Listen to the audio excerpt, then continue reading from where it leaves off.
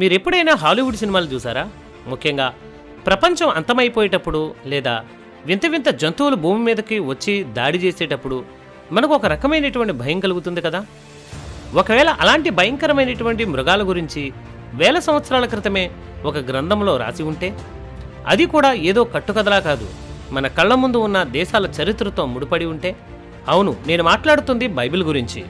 బైబిల్లో మృగాలు అని అనగానే మనం ఏదో జంతువుల గురించి అనుకుంటాం. కానీ అసలు మర్మం ఏమిటంటే, ఆ మృగాలు కేవలం జంతువులు కాదు, అవి ప్రపంచాన్ని ఏలినా లేదా ఏలబోతున్న మహాసామ్రాజ్యాలు.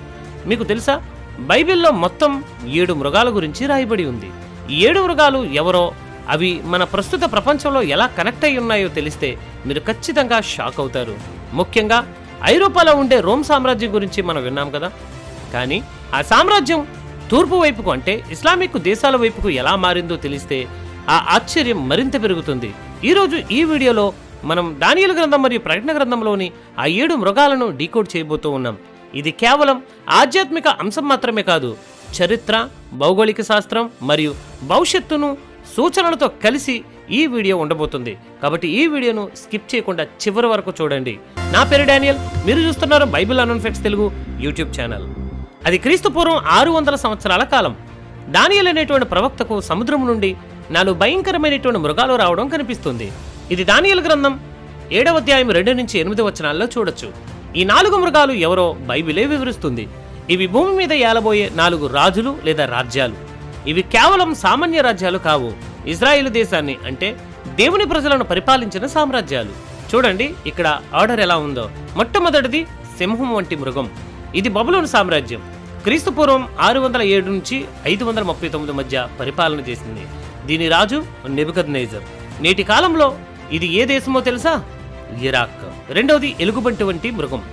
ఇది మాదీయ పారసీక సామ్రాజ్యం. క్రీస్తు పూర్వం 538 నుంచి 331 మధ్య కాలంలో ఇది పరిపాలన చేసింది. దీనిని నేటి ఇరాన్ అని చెప్పొచ్చు.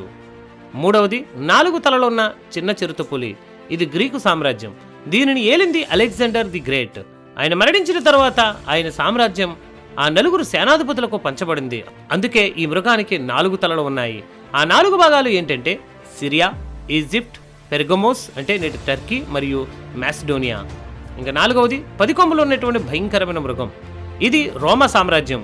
ప్రభువైన యేసుక్రీస్తు వారు జన్మించినప్పుడు భూమిని ఏలుతున్న మహాశక్తి ఇది. ఈ 4 సామ్రాజ్యాలను గురించి క్లియర్గా నేను వీడియోలు చేయడం జరిగింది. మీరు ఎవరైనా చూడకపోతే ఈ వీడియో లిస్ట్ను డిస్క్రిప్షన్లో ఇస్తున్నాం, చూసేయండి. ఇక్కడ వరకు అంతా క్లియర్గా ఉంది కదా. ఈ 4 రాజ్యాలు చరిత్రలో వచ్చి వెళ్ళిపోయాయి. కానీ అసలు సస్పెన్స్ ఇక్కడే మొదలవుతుంది. యేసుక్రీస్తు పరలోకానికి వెళ్ళిన తర్వాత అపోస్తలుడైనటువంటి యోహానుకు మరో 3 మృగాల గురించి దేవుడు వెల్లడిస్తారు. అవేంటో ఇప్పుడు మనము చూడబోతున్నాం. ప్రకటన గ్రంథం 13వ అధ్యాయం మొదటి 5 వచనాలు చదివితే, యోహాను సముద్రం నుండి ఒక మృగం రావడం చూస్తాడు. ఇక్కడే ఒక ఇంట్రెస్టింగ్ పాయింట్ గమనించండి. ఈ మృగాలకు 7 తలలు 10 కొమ్ములు ఉన్నాయి. కానీ దీని రూపం ఎలా ఉందో తెలుసా? ఇది చిరుతపులిలా ఉంది. దీని పాదాలు ఎలుగుబంటిలా ఉన్నాయి. దీని నోరు సింహంలా ఉంది. ఇక్కడ విషయం అర్థమైందా? దానియేలు విడివిడిగా చూసినటువంటి ఆ 4 మృగాలు సింహం, ఎలుగుబంటి, చిరుతపులి, 10 కొమ్ములు గల మృగం ఇప్పుడు ఒక్కటిగా కలిసిపోయాయి. అంటే పాత నిబంధనలోని ఆ సామ్రాజ్యాలన్నీ కలిసి ఒకే ఒక మహాసామ్రాజ్యంగా మారాయి. ఇప్పుడు లెక్కేద్దాం. మొట్టమొదటిది సింహం తల, రెండవది ఎలుగుబంటి తల, మూడవది చిరుతపులి 4 తలలు, 4వది 10 కొమ్ములు కలిగినటువంటి మృగం యొక్క తల. మొత్తం 7 తలలు, అలాగే 10 కొమ్ములు. దీని అర్థం ఏమిటంటే ఇది అన్ని రాజ్యాలను కలుపుకొని పైకి వచ్చిన రోమా సామ్రాజ్యాన్ని సూచిస్తుంది. ప్రకటన గ్రంథంలో కూడా ఈ మృగం కనబడుతుంది. ఇది భూమి నుండి వస్తుంది. ప్రకటన గ్రంథం 13వ అధ్యాయం 11 నుంచి 15 వచనాల్లో దీనిని చూడొచ్చు. దీనికి గొర్రెపిల్ల వంటి 2 కొమ్ములు కూడా ఉన్నాయి. కానీ ఇది దెయ్యంలా మాట్లాడుతుంది. దీని పని ఏంటో తెలుసా? సముద్రం నుండి వచ్చిన మొదటి మృగాన్ని అందరూ ఆరాధించేలా చేయడం. ఈ మృగం గురించి గత వీడియోలో మనం వివరంగా చూసాం. అది అమెరికా అని భావించబడుతుందని కూడా చెప్పబడింది. అంతేకాదు, ఈ మృగమే మనుషుల నుదుటి మీద లేదా కుడి చేతి మీద ఒక ముద్రను వేస్తుంది. దీన్నే మార్క్ ఆఫ్ ద బీస్ట్ అని అంటాం. ఈ ముద్ర లేనిదే ఎవరో కొనలేరు, అమ్మలేరు. మనం బైబిల్ నుండి దీన్ని యాంటీ క్రైస్ట్ అని కూడా పిలిచాం కదా. కానీ ముస్లింల హదీసులో అయితే ఈ మృగం గురించి ఒక ప్రస్తావన ఉంది. ముస్లింలు దీనిని దబ్బత్ అల్లర్డ్ అంటారు. అంటే భూమి నుండి వచ్చే మృగం అని పిలుస్తారు. విచిత్రం ఏమిటంటే బైబిల్ ఈ మృగాన్ని సాతాను పంపిన దుష్టశక్తిలా చూపిస్తే, ముస్లిం ప్రవచనాలు మాత్రం ఈ మృగాన్ని అల్లా పంపిన ఒక గొప్ప శక్తిగా చూపిస్తాయి. హదీసుల ప్రకారము ఈ మృగం భూమి నుండి వచ్చి అందరి నుదుటి మీద ముద్రలు వేస్తుంది. ఎవరైతే విశ్వాసులో వారి ముఖాలు ప్రకాశించేలా ముద్ర వేస్తుంది. అవిశ్వాసుల ముక్కు మీద నల్లని ముద్ర వేస్తుంది. అప్పుడు మార్కెట్లో ఒకరినొకరు ఓ విశ్వాసి, ఓ అవిశ్వాసి అని పిలుచుకుంటారట. చూసారా? బైబిల్ దేని గురించి అయితే మనల్ని హెచ్చరిస్తుందో అదే విషయాన్ని మరొక మతం తమకు జరగబోయే శుభసూచకంగా నమ్ముతుంది. ఒకరి పాలిట రక్షకుడు, మరొకరి పాలిట భయంకరమైనటువంటి మృగం. ఈ 7 మృగాల కథ ఏదో చందమామ కథ కాదు.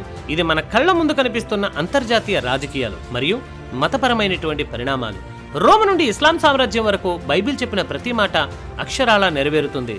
ఇక్కడ మనకు ఒక డౌట్ రావాలి. దేవుడు రాజ్యాలను అందమైన బిల్డింగులతోనో గొప్ప పర్వతాలతోనో పోల్చవచ్చు కదా అని. కానీ ఈ భయంకరమైనటువంటి మృగాలతోనే దేవుడు ఎందుకు పోల్చారు? దీని వెనక ఒక లోతైనటువంటి అర్థం ఉంది.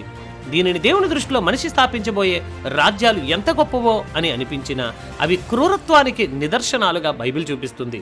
ఒకసారి ఆలోచించండి. మృగానికి దయ ఉండదు. దానికి ఆకలి వేస్తే వేటాడడమే తెలుసు. తన ఆకలి తీర్చుకోవడానికి ఎదుటి ప్రాణిని ఎంత హింసించడానికైనా అది వెనకాడదు. చరిత్రలో మనం చూసిన 7 సామ్రాజ్యాలు కూడా అంతే. తమ అధికారం కోసం, సామ్రాజ్య విస్తరణ కోసం లక్షలాది మంది అమాయకుల ప్రాణాలను బలి తీసుకుంటున్నాయి. ఇప్పుడు అమెరికా కూడా చేసేది అదే. అందుకే దేవుడు వీటిని మృగాలు అని పిలిచాడు. పైన ఉండే బంగారం, లోపల ఉండే అధికారం కంటే ఆ రాజ్యాల వెనుక ఉన్న రక్తపాతాన్ని, క్రూరత్వాన్ని దేవుడు మనకు చూపిస్తూ ఉన్నాడు. మరొక ముఖ్యమైన విషయం ఏమిటంటే, జంతువులకు దేవుని స్పృహ ఉండదు, వాటికి ఆత్మ ఉండదు. అవి కేవలం తమ శరీర ఆకలి కోసం మాత్రమే జీవిస్తాయి. ఈ 7 రాజ్యాలు కూడా దేవుని నియమాలను పక్కన పెట్టి మా బలమే గొప్ప, మా రాజ్యమే శాశ్వతమని విర్రవీగాయి. దేవుని ప్రజల మీద దాడులు చేశాయి. అందుకే దేవుడు వీటిని అడవిలోని జంతువులతో పోల్చారు. ఈ 7 మృగాల కథ ఏదో చందమామ కథ లాంటిది కాదు. ఇది మన కళ్ళ ముందు కదులుతున్న అంతర్జాతీయ రాజకీయాలు మరియు మతపరమైనటువంటి పరిణామాలు. రోమ్ నుండి ఇస్లామిక్ సామ్రాజ్యం వరకు బైబిల్ చెప్పిన ప్రతి మాట అక్షరాల నెరవేరుతుంది. ఈనాడు మనం చూస్తుంటే ఒక దేశం ఇంకో దేశం మింగేయాలని చూస్తుంది. అధికారం కోసం జరిగే యుద్ధాలు ఇవన్నీ మృగ స్వభావాన్ని చూపిస్తూ ఉన్నాయి. కానీ ఇక్కడే మనం ఒక అద్భుతమైన విషయాన్ని గమనించాలి. దానియేలు తన దర్శనంలో ఈ క్రూర మృగాల తర్వాత ఒక మనుష్య కుమారుని వంటి వ్యక్తిని చూశాడు.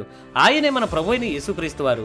లోకపు రాజ్యాలన్నీ మృగాల వలె అధికారం కోసం రక్తాన్ని చిందిస్తే, దేవుని రాజ్యాన్ని స్థాపించడానికి యేసుక్రీస్తు వారు తన సొంత రక్తాన్ని చిందించాడు.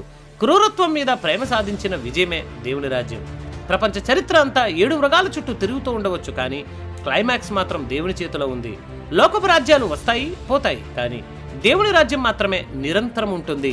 ఇది ఈ వీడియో కనుక మీకు నచ్చితే ఈ వీడియోను లైక్ చేయండి, షేర్ చేయండి. మన ఛానల్ సబ్స్క్రైబ్ చేసుకొని మరిన్ని వీడియోల కోసం పక్కనే ఉన్న బెల్ ఐకాన్ను క్లిక్ చేయండి. Thank you very much.